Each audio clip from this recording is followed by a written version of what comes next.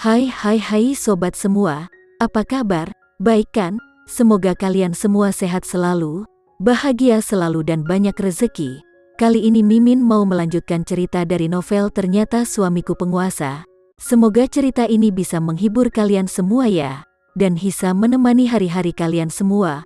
Oh iya, jangan lupa bantu like dan komen ya biar Mimin tambah semangat uploadnya. Kalau begitu yuk langsung saja ke ceritanya, cekidot.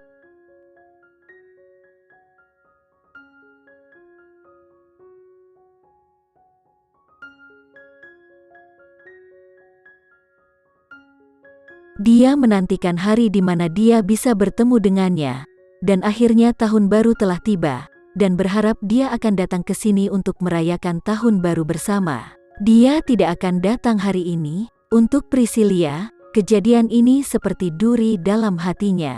Itu membuatnya merasa bahwa tahun ini berlalu dengan sia-sia. Dia mengepalkan tangannya tanpa sadar, dan menggigit bibirnya yang merah muda, dan wajah kecilnya menjadi pucat. Sayang, kamu kenapa? Kenapa kamu terlihat murung? Priscilia jarang memiliki ekspresi sedih.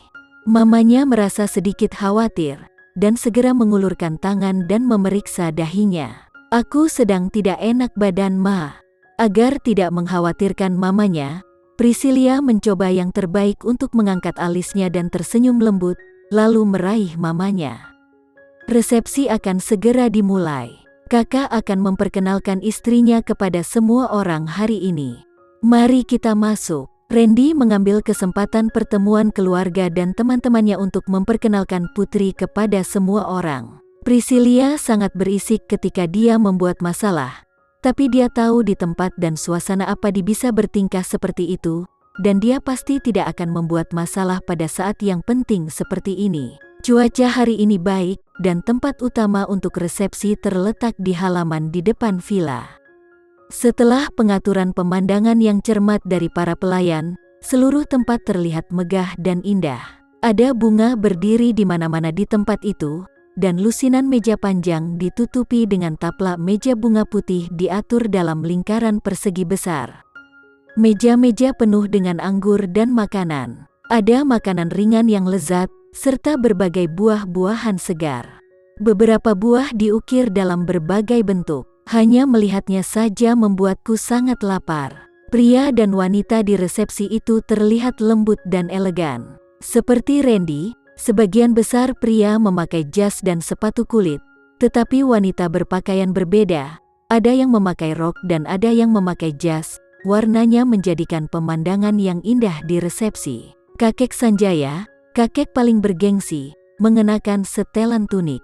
Dua ekspresi berbeda kegagahan dan kebaikan muncul di wajahnya pada saat yang sama. Dia adalah orang tertua di keluarga Sanjaya.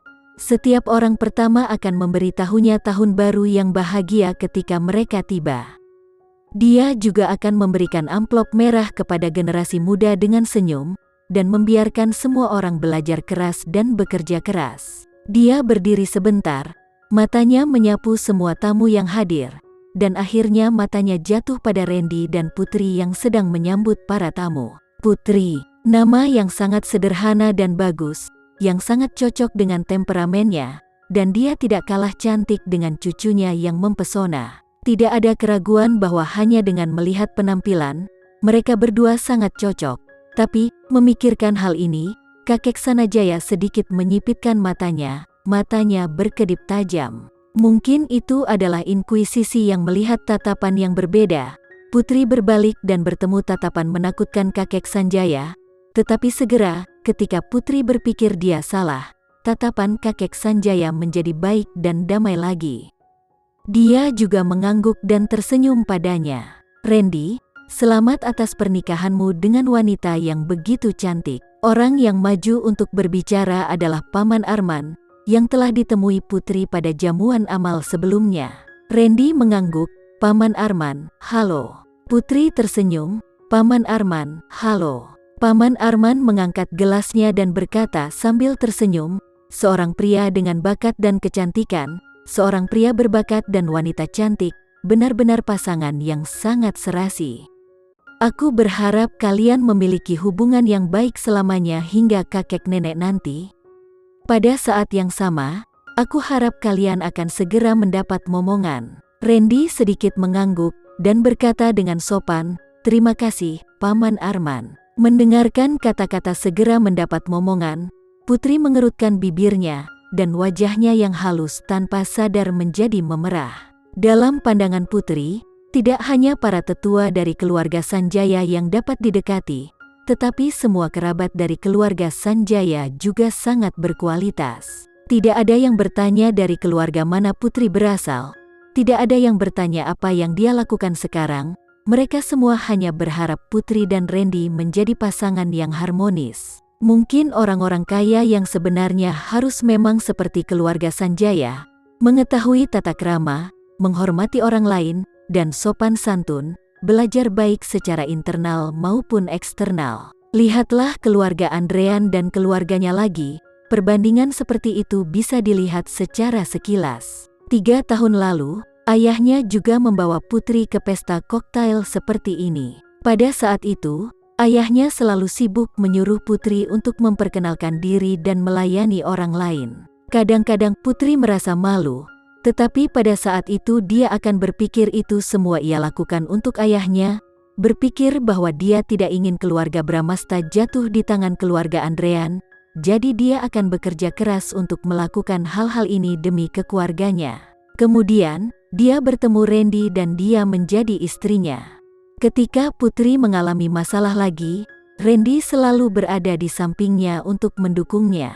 Selama hari-hari tersulitnya ketika ibunya dipaksa untuk bunuh diri, Randy selalu berada di sisinya dan selalu memberinya dukungan dan kehangatan. Dia sangat beruntung bisa bertemu dengannya, dan beruntung menemukan kebahagiaan dalam hidupnya. "Ada apa? Apa yang kamu pikirkan?" Suara magnetiknya yang dalam berdering di telinganya, dan tidak sulit untuk mengatakan bahwa dia sangat peduli padanya. "Tidak apa-apa," Putri menggelengkan kepalanya dan tersenyum lembut padanya.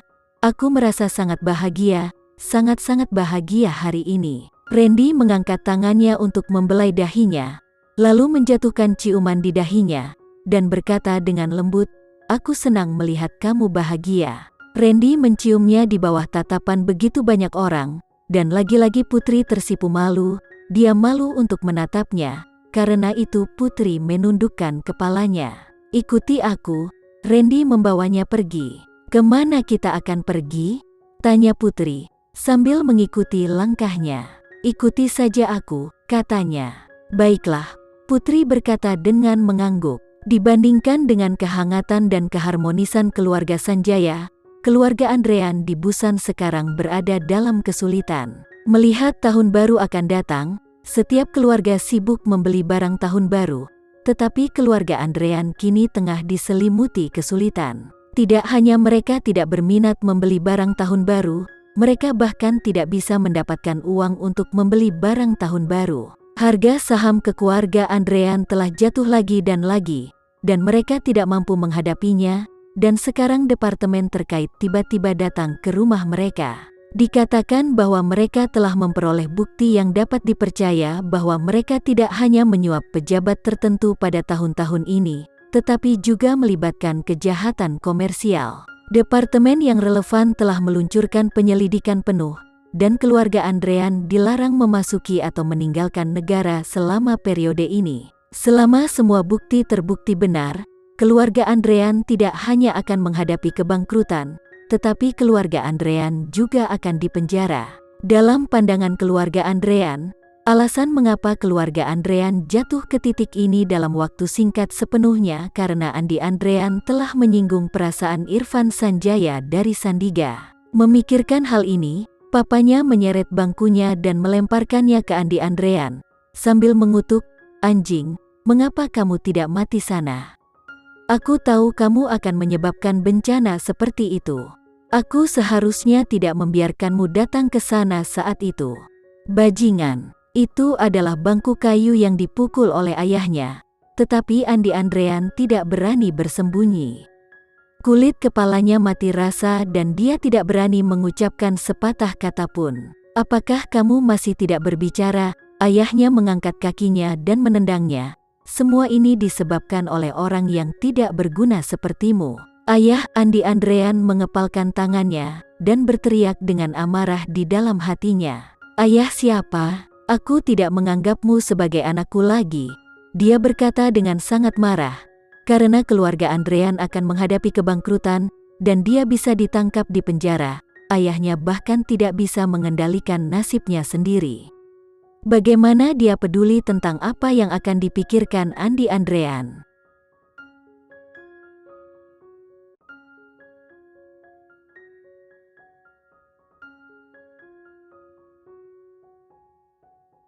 Sekian dulu ya cerita kali ini, kita lanjutkan lagi ceritanya di lain waktu. Oh iya, bagaimana menurut kalian? Semoga bisa sedikit menghibur kalian semua. Jangan lupa like, share dan komen ya. Untuk teman-teman yang baru nonton jangan lupa subscribe-nya. Hehehe, kalau ada teman-teman yang ingin gabung langganan bisa langsung gabung saja untuk dapat fitur yang menarik dan sedikit membantu Mimin. Terima kasih sudah menonton, sampai jumpa lagi. Bye bye bye.